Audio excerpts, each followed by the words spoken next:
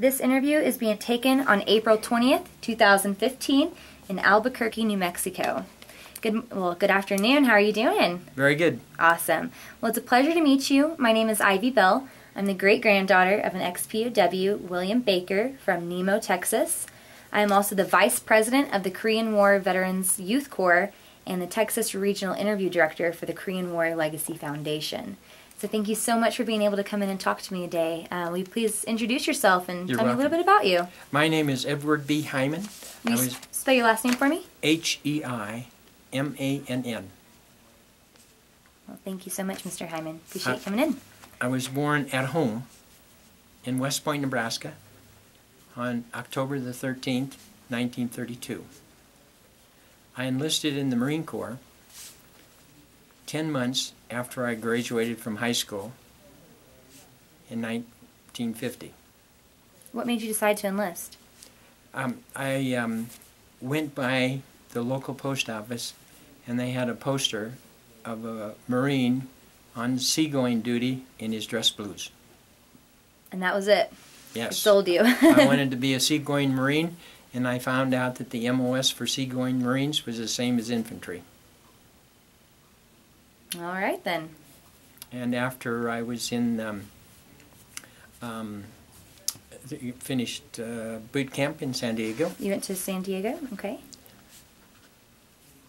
My next duty station was Camp Pendleton.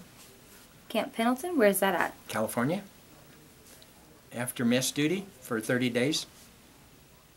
The normal routine for Marine Corps PFCs. I went through training and replacement command. When I finished up, my next duty assignment was supposed to be further training in either the artillery, the tanks, or the tanks or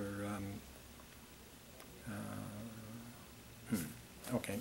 But anyway, it was amphibious vehicles.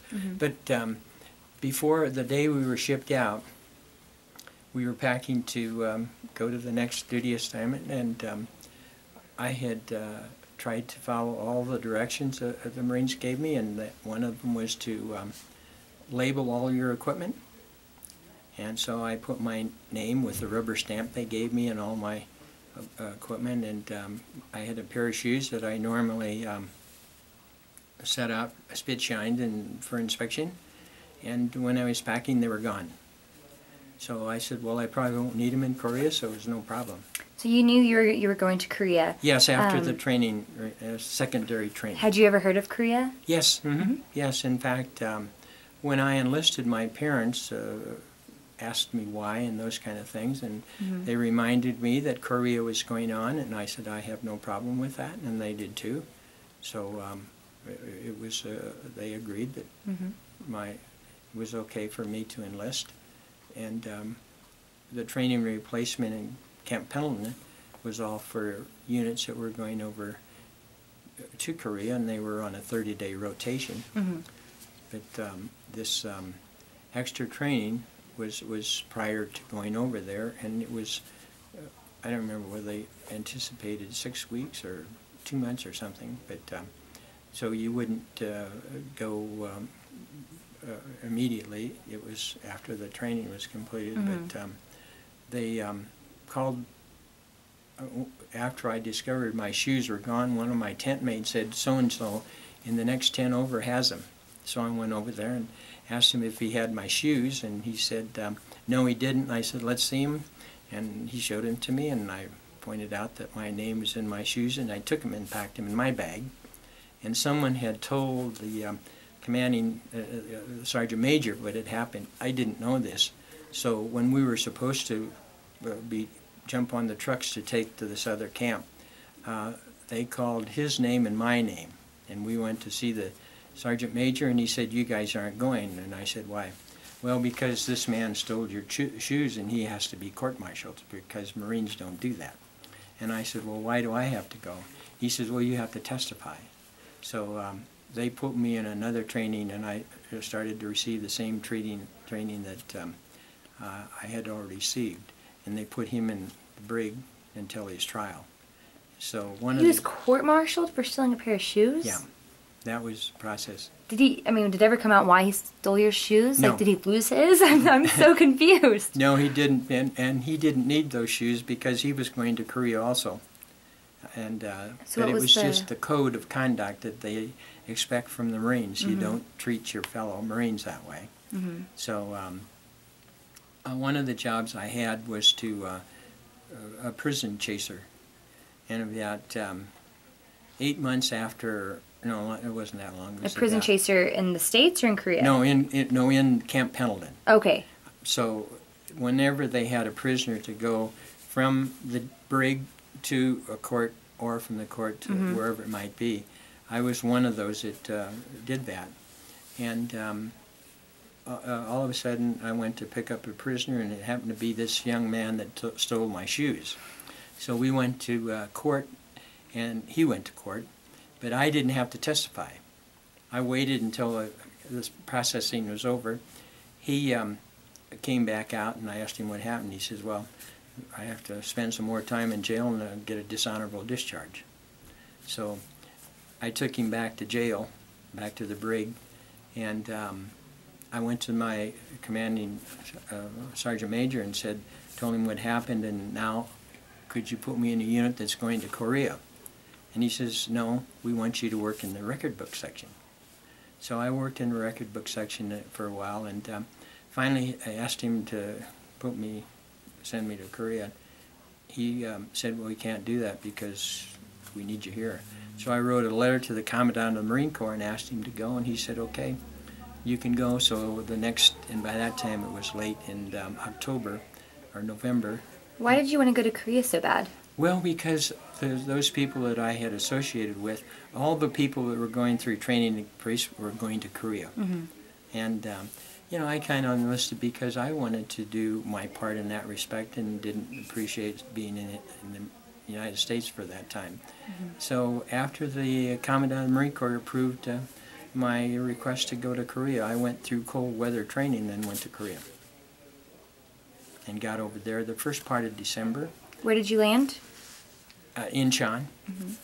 In the first part of December. So it was cold. Yes, it was very cold. In fact, the first session I had on guard duty, we had cold weather gear naturally, and they told me to put on everything I had, which I did, but I was still cold. Mm-hmm. It was very cold there. Jeez, what was your first impression of Korea? I mean, apart from the weather.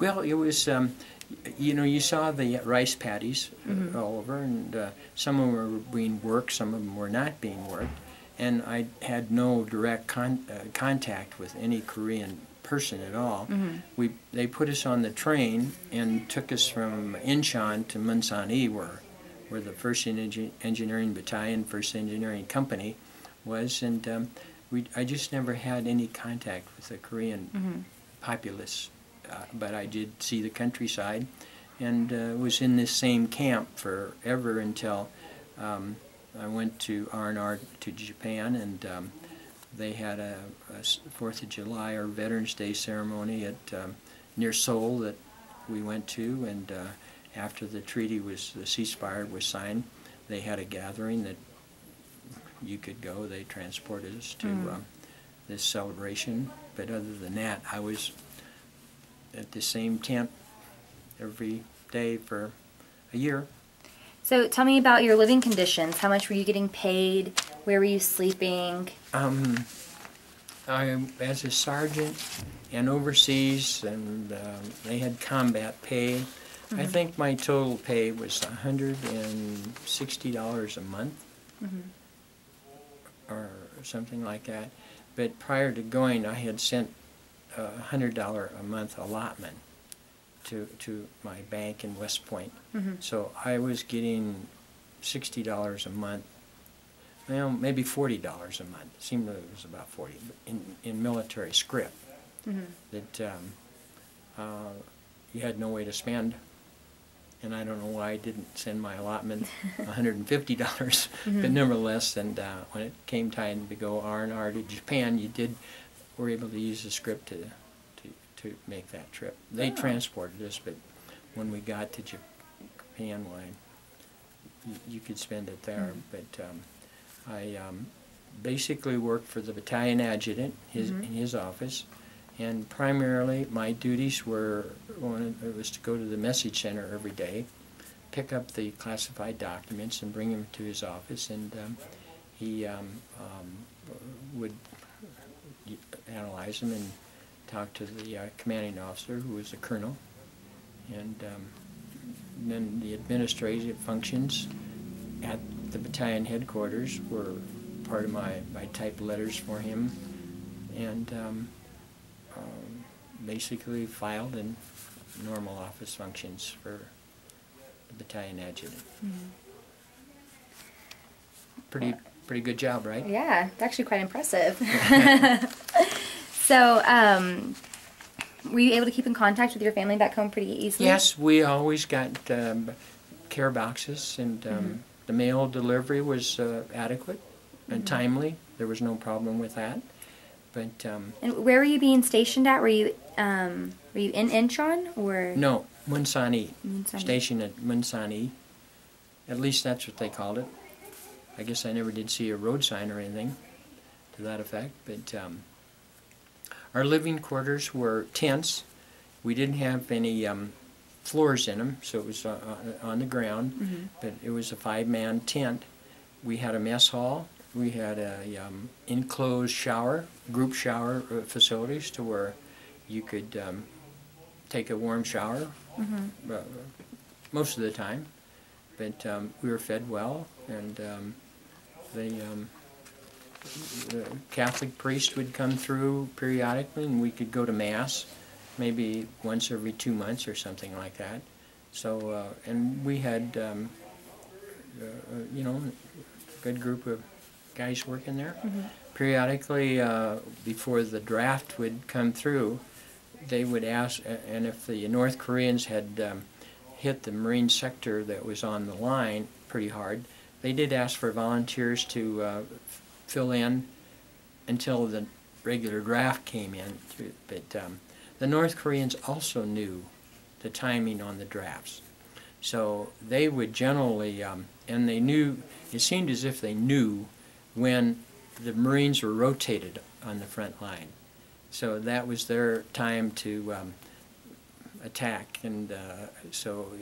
How did they know? Were they kind of spying in? Yeah, I think it was some kind of a clandestine information gathering process that they could do, whether they... I'm not sure how we communicated about the draft rotation, but they were pretty regular, once a month.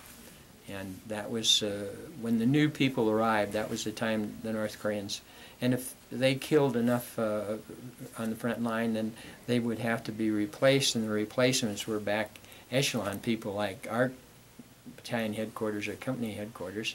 So we had to fill in for a short period of time. I was never asked to do that. I did volunteer once, and my command in this battalion adjutant says, "Ed, you don't want to," no, Sergeant Heimann, "you don't want to go do that." So, but we probably over the course of my year over there had to supply maybe 8 to 12 men to fill in during those times. It happened every time. So obviously, that may have been difficult. What were some of the other difficult or dangerous situations that you encountered? Basically, the guard duty, because we were in a no-fire zone, and this was some perimeter around Panmunjom. I don't know whether it was a 5-mile perimeter or 10-mile perimeter, but we were not supposed to fire our rifles there. And in the process of doing the guard duty that we had to do, we did have some you know, some infiltrators that came and you know, fired at our people on guard duty and wounded a couple of them. But we had no casualties in that respect. The casualties that the headquarters company had were patrols.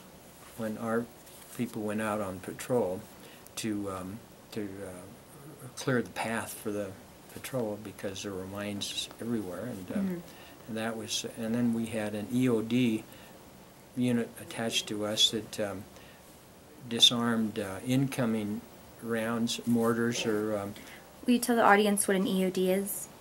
Explosive Ordnance Department. Mm-hmm. And they were charged with camouflage in areas and disarming duds that came in. So, and sometimes they did lose people as a result of disarming incoming rounds that didn't explode. Yeah. But the headquarters company was responsible for that, not the battalion end of it. There weren't really that many in battalion.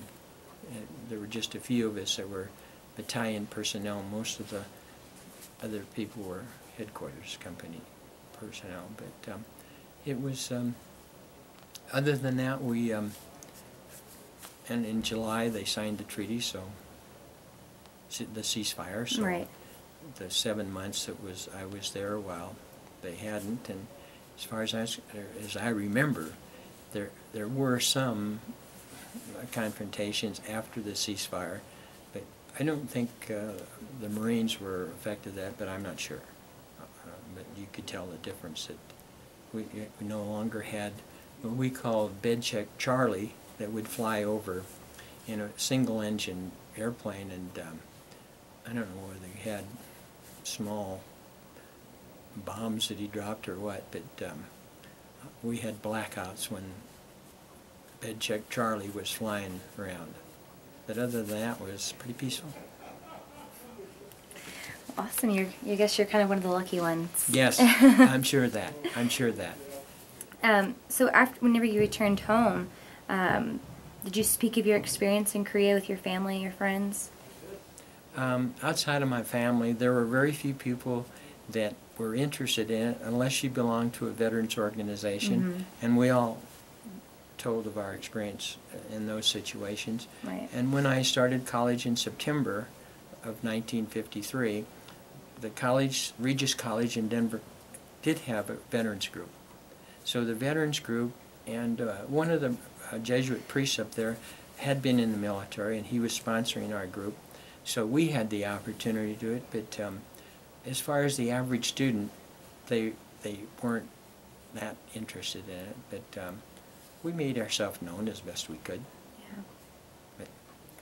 But did your participation in the war impact your life in any way after coming home? Yes, it did. It paid for my under the GI Bill, paid for my college. So you went back to school? Yes, I did. What did you go to school for? Well, I have a BS in accounting. Where did you attend school?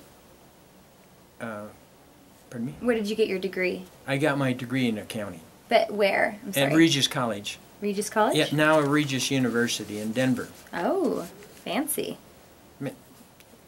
It was a Jesuit sponsored school. I see. So have you been back to Korea? I have not been back to Korea, but I'd like to go, and I've signed up for the Korea Revisit Tour. Have selected September as my first choice and July as my second choice. I wanted to go last year. I hadn't heard about the program until I joined with this the Korean War Veterans Post here in Albuquerque, and some of the men had been on the Revisit Tour and talked about it, and I was interested, so I tried in 2014, but they were all filled up by the time so I made my deposit in 2014 with the idea of going 2015, and I hope to do that. Well, I wish you luck, and I hope that you will get the opportunity to go back. I visited Korea last year, and it was amazing. It was beautiful. Everyone that I have spoken through that has, in our post that has gone, and there's at least 3 of them that I'm aware of that have gone over there, and they speak very, very highly of the hospitality that was offered by the Korean people, and so I'm anxious to do that. Right. What do you think is the legacy carried on by the Korean War and Korean War veterans? Well, first of all, they've been shown very, very appreciation of what the United Nations forces has done for them. They have supplied us with this Korea cocktail book, Korea Reborn? Yeah, Korea Reborn, and no charge for it. Very nice depiction of now and then. Yep. And so they must have produced many copies of that, because our post was all supplied with them, and everyone had the opportunity to get one. And but one of the reasons that I've agreed to this interview is because of what happened to me 5 years ago, about 5 years ago. What happened? Our foursome went to play golf here in Albuquerque. We only had 3 because one of them couldn't make it, and they added a 4th golfer to us who was an Asian golfer. And on one of the fairways, I asked him what country he was from. He told me that he was from South Korea. So I told him that I had been in this country in 1953, and he asked me if I was a military, and I says yes. It was the 1st Indian Battalion, 1st Marine Division. He immediately stuck out his hand and said, "Thank you for what you've done for my country." And it was very, very pleasing to me, because prior to his thank you, the only thank you I ever received was from my parents. Wow. So we've... How old was this guy? I think he was a 2nd generation below me. I don't think he was the son of a Korean military person or was living at that time. I think he was a grandson, because I don't think he was 30 years old. And he was just that grateful. Yes, he That's very incredible. was. And someone in the generations prior to him, I'm sure, has informed him of their gratitude, and he's continued it. So it was very, very emotional for me. It's amazing. Yep. Do you think it's important for younger generations to know and understand the sacrifices and contributions that were made? Yes, I sure do. And unfortunately, every generation is losing sight of, and some of it is, I think, the result of those of us that have participated in it, and perhaps we have not done enough to inform our family, our grandkids, but every generation loses some of what happened during those years. That's right. Unfortunately. But groups like yours, the youth Korean... The Korean War Veterans Youth Corps. Yes. Thank you for that, because we sure need that. Well, we thank you, and I mean, you're the reason why we're doing it, and so we invite your grandkids to join us, and I'll talk to you a little bit more about that after the interview, of course. But I do have another question. Seeing as how you were there in Korea, obviously you saw firsthand, what was going on in the war and everything. What do you think that we need to do to end the hostility? Because technically we're still in a war. What do you think we need to do to closure on it? Well, it's not going to be done by the powers that be, I think, because they have tried for so many years. I'm sure the Korean people that have relatives in North Korea, and they're attempting to inform those people of what it's like to be living in a free country.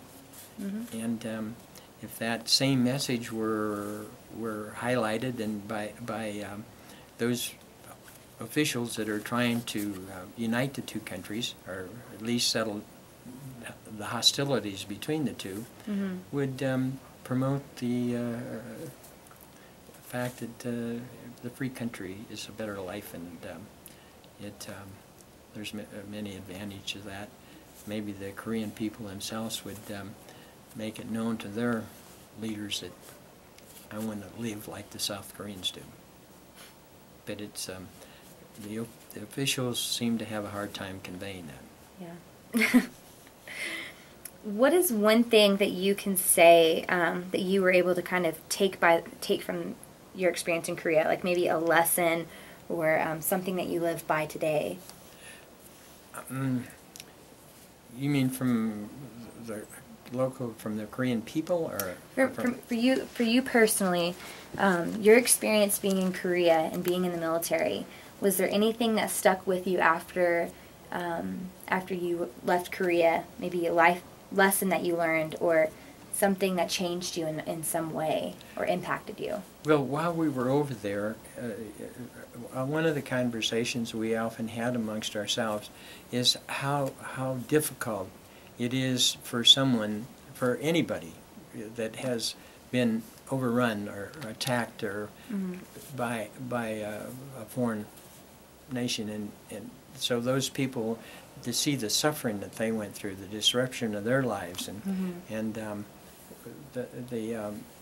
you know, it's something that you don't want to happen to any country. Right. And so that's why, as a veteran, we support what our countries have tried to do for Iraq, for Afghanistan, and any other country that asks for our help. We would hope that we would give it to them, provide them what they need to, because it's horrible to see those people suffer as a result of not something that they've done, but because of the terror and or leadership. Yeah. Yes.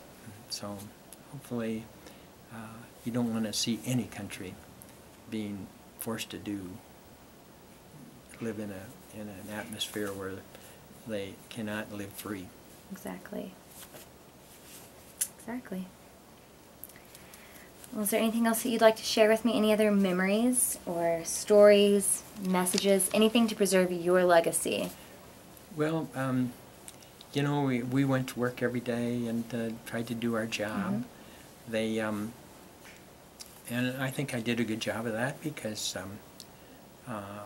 unbeknownst to me, my commanding officer, the battalion adjutant, had written up a citation for me. So I received a letter of appreciation. Wow. With the Combat V.